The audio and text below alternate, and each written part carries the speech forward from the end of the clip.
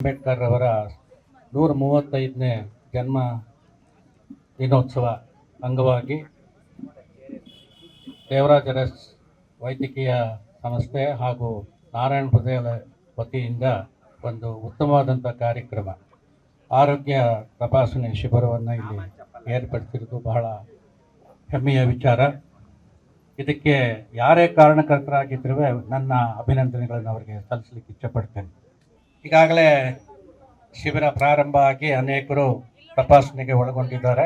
1956-57ನೇ ಸಂದರ್ಭದಲ್ಲಿ ಮಾನ್ಯ ಟಿ ಚೆನ್ನೈನವರು ಆ ಕಾಲಕ್ಕೆ ಅವರು ಒಂದು ಮಿನಿಸ್ಟರ್ ಆದಂಥ ಸಂದರ್ಭದಲ್ಲಿ ಅವರಿಗೆ ಒಂದು 5 ಪೋರ್ಟ್ಫೋಲಿಯೋಗಳಿರುತ್ತೆ. ಅದರಲ್ಲಿ ಹೋಮ್ ಸಹ ಅವರ ಒಂದು ಅಡಿಯಲ್ಲೇ ಇರುತ್ತೆ. ಆ ಸಂದರ್ಭದಲ್ಲಿ ಗಾಂಧಿನಗರದಲ್ಲಿ ಹೆಚ್ಚಿನ ಸಂಖ್ಯೆಯಲ್ಲಿ ದೀನದಲಿತರು, ಹಿಂದುಳಿದ ವರ್ಗದವರು ಇದ್ದಾರೆ.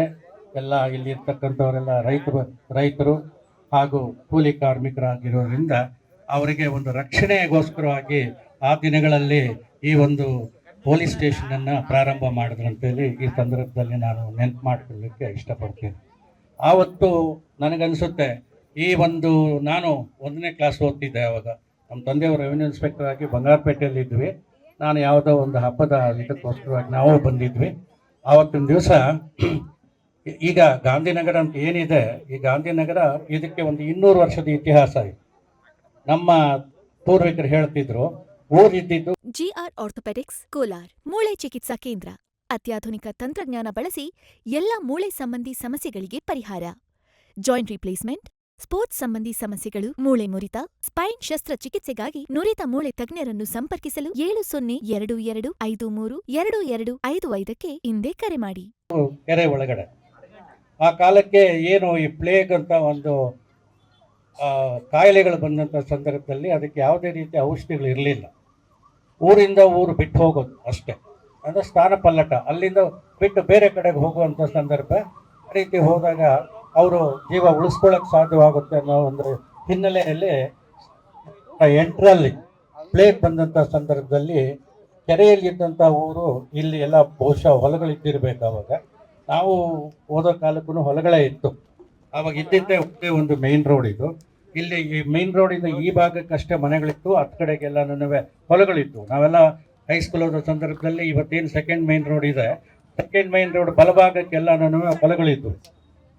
1956ರಲ್ಲಿ ಊರಿನ ಒಂದು ಪ್ರಮುಖ ಒಂದು ಬೆಳವಣಿಗೆಗೋಸ್ಕರವಾಗಿ ಚೆನ್ನೈನವರು ಮಾಡಿದಂಥ ಮಹತ್ ಕಾರ್ಯ ಅಂತಂದರೆ ಸರ್ಕಾರದಿಂದಲೇ ಈ ಒಂದು ಟೌನ್ ಎಕ್ಸ್ಟೆನ್ಷನ್ನ ಮಾಡಿಸ್ಕೊಡ್ತಾರೆ.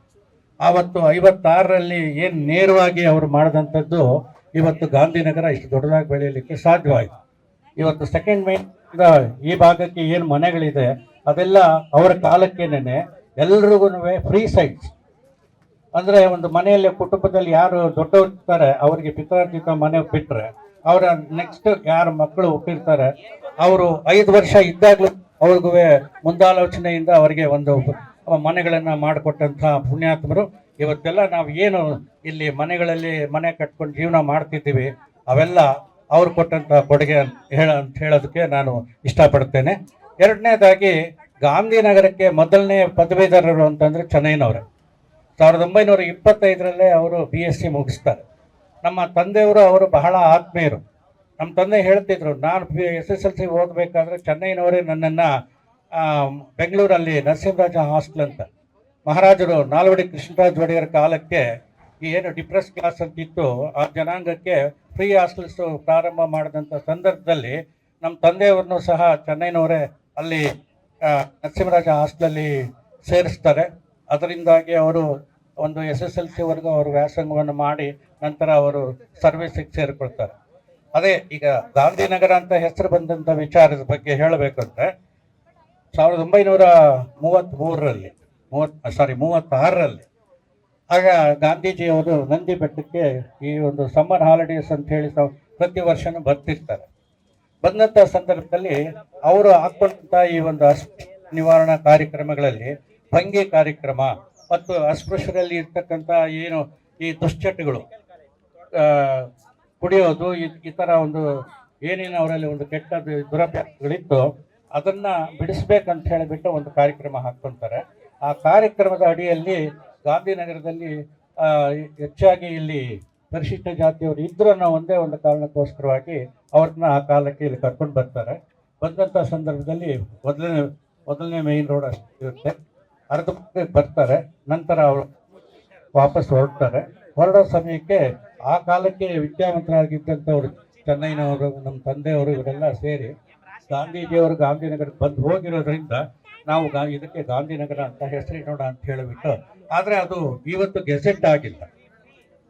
ಗೆಸೆಟ್ಟಲ್ಲಿ ಗಾಂಧಿನಗರ ಅಂತ ಇಲ್ಲ, ಹೊಸಪೇಟೆ ಅಂತಲೇ ಇದೆ. ಆ ಹೊಸಪೇಟೆ ಅನ್ನೋದು ಯಾರು ಇಟ್ಟರು, ಯಾವಾಗ ಬಂತು ಅನ್ನೋದು ನನಗೂ ಅರಿವಿಲ್ಲ.